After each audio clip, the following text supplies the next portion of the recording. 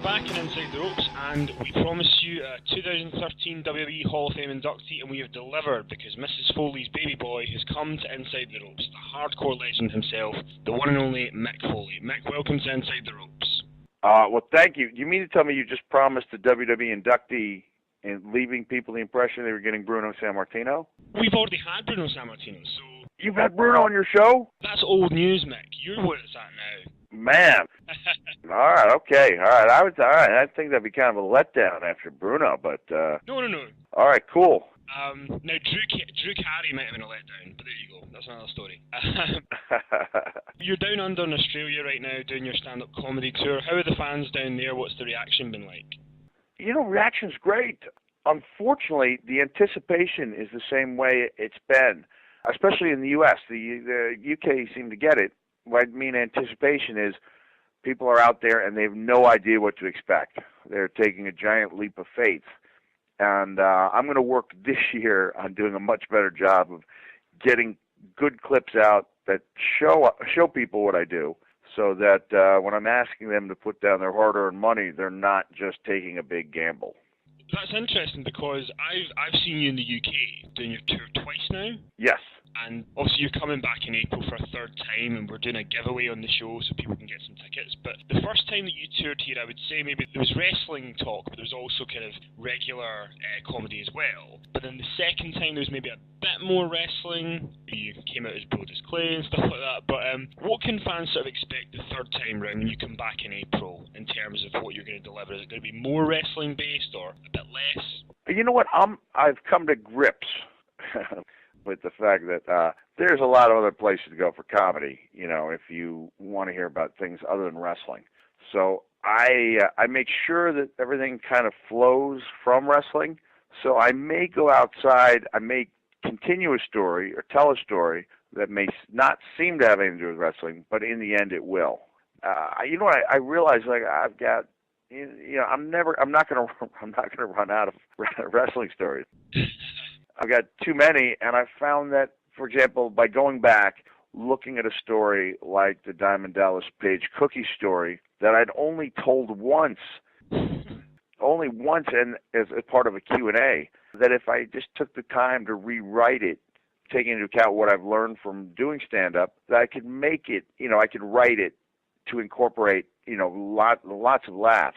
And as we're in Australia, that's become my closer, because it's really, really working. And once I realized that I could go back and like breathe new life into stories, I realized I can, you know, I don't have to worry about running out of material. You know, there's just a wealth of stuff. So people can expect it to be based on wrestling, and they will not see a guy up there who thinks he has to prove that he can do non-wrestling stuff to himself and the audience.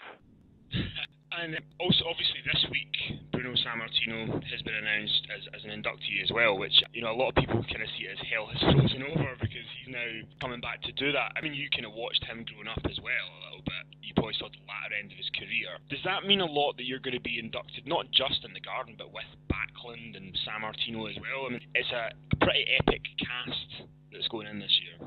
Yeah. I think I sent out a tweet saying, but I think this will go down as like a really historic class, and hopefully the one that sets the bar for other classes to come. I mean, granted, I'm not actually doing anything to make it, you know, as of thus far, I haven't done anything to make that evening, March 6th, 2013, great. But hopefully in the same way that people talk about great WrestleManias, they will talk about great Hall of Fame inductions. And I think this is going to be a special night. And one of the things I always find quite interesting is the book of yours that I probably enjoyed the most was the Hardcore Diaries, because you had that storyline that you really wanted to work. So thank you very much.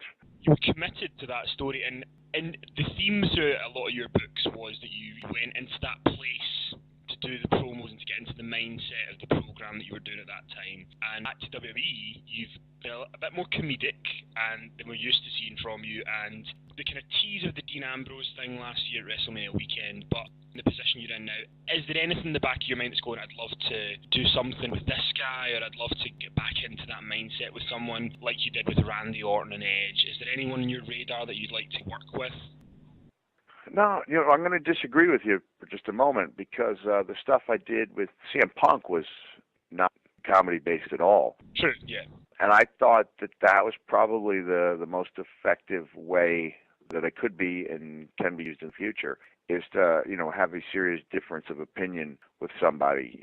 I'll never again have the physical threat of, resolving my difference with someone in the ring. But I think, I think once a year I'm good for a couple of big promos in a way that I did not think I would be until I did those promos with Punk. I really just thought I was going to be the guy, doing the humorous backstage vignette from now on. But I think used a couple times a year, I could still have an impact with main event guys.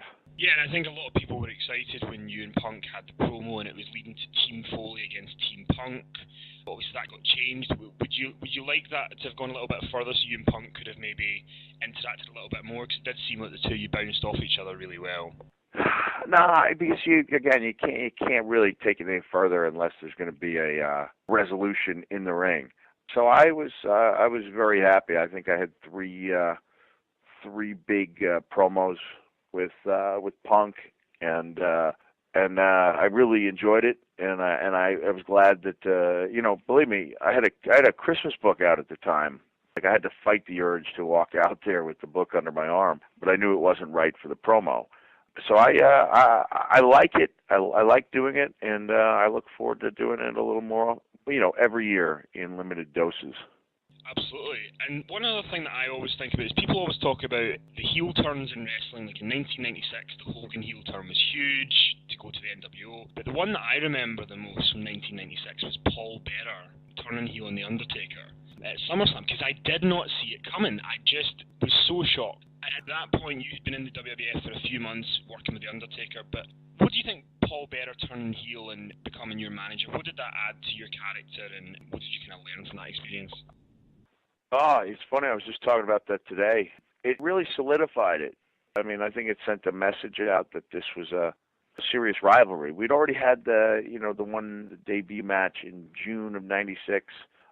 I wrestled one of the Godwin brothers in July and came back the next month in the Boiler Room where Paul Bearer did his turn. And from that point, I think Undertaker and I did, 8 or 9 pay-per-view main events. Not necessarily main events, but we did 8 or 9 pay-per-view matches, maybe a little less than that. But it was Paul Bearer's turn really gave that rivalry some legs.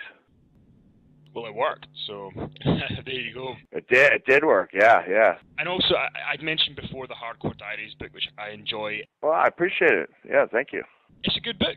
And one of the, I still can't get the image out of my head of Terry Funk potentially taking a chunk out of Vince's ass on TV, but that's another story. Oh man, he would have made that thing. It would have been a magical moment. Yeah. But one of the things you mentioned in that book I found really interesting. I've always wanted to ask you about this since you came back. You had mentioned in that you almost went to TNA at one point before you actually went. And then Vince called you and convinced you to stay, and then you did the stuff with Edge and all that. But you had mentioned in the book that you felt that before you almost went to TNA, that your relationship with Vince was like friends, and then after that it maybe wasn't quite the same. And I just wondered now, in 2013, how is your relationship with Vince McMahon now? I think 2 things happened. One is after I bowed out of the potential match at WrestleMania 2001. That's kind of like the boy who cried wolf. I said I would, I said I wouldn't, I said I would, and then I was convinced that I would never have another match again. Obviously, that was kind of dumb because I've had many matches, most of which were not nearly on that level of magnitude. Like, I could have made a lot of money, and I don't think I would have hurt the relationship. And then once I became the guy who almost left, and then became the guy who did leave, let me put it this way, I still don't feel like I can go into Vince's office during the show and take free food.